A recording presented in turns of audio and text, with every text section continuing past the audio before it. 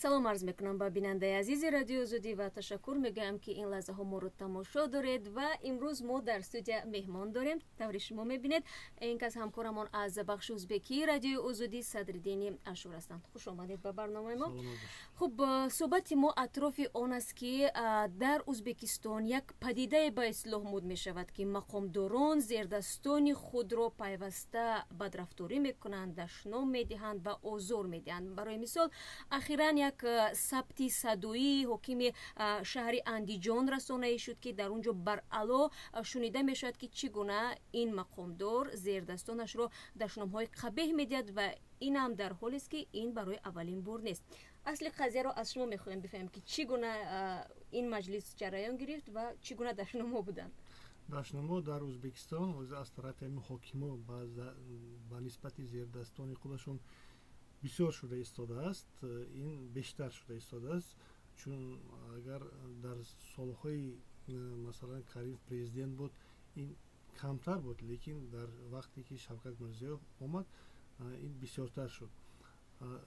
масалан ҳокими шаҳри Андиҷон зердастонашро роҳбарони ташкилотҳоро ки ба пул кам споридан ёки пул кам гузарондан, як ҳақоратҳое мекунад ки масалан вай одам пӯст мепартояда ва шунидан пас шахсиятро таҳқир мекунад. масалан аз модараш ҳақорат мекунад. як ҳақоратҳое ки масалан байни мардакҳо мешавад, амхел ҳақоратҳо, лекин ҳавайро амун роҳбарони ташкилот сарашон хам шунида меистанд. ягон кас вале як эътироз накардааст. барои чӣ? барои он ки Шавкат Мирзиёев ба ҳокимон ҳокимияти мутлақ додааст, ки ба прокуророн гуфта буд ки ҳокимонро ман мондам, шумо набояд инҳоро тафтиш кунед, шумо набояд инҳоро масалан ба ягон ҷавобгарӣ кашед. агар шумо ягонта инро ба ҷавобгарӣ кашед, ман шуморо ҳабс мекунам дар маҷлис гуфта буд Мирзиёев. вале ҳавай хеле ки ҳамин аз худравии ҳокимон боз бештар шуд. беғарзи ин ҳокими Андиҷон, масалан ҳокими райони ноҳияи Андиҷон, ҳокими ноҳияи Буз ва аз дигар вилоятҳо, аз вилояти Тошкент, аз вилояти Сирдарё соли гузашта вақти пахтачинӣ ҳатто ҳокимо мезаданд. дар маҷлис директорҳои коллеҷҳоро ки кам одам баровардан барои пахтачинӣ мезаданд. инро ҳамашро медонад.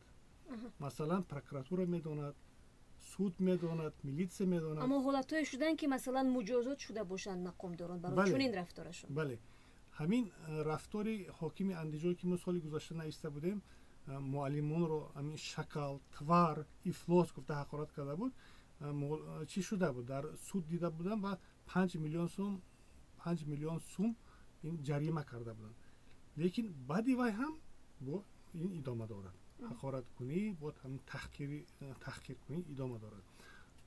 чаро зердастон таҳаммул мекунанд? чун боварӣ доранд ки ин мансабдорон ҷазо намебинанд ё ин ки масалан ба кори баъдиашон метавонад таъсир расонад? зердастон метарсанд ки аз кор вайро озод мекунанд ё ин ки ба вайҳо фишор меоранд.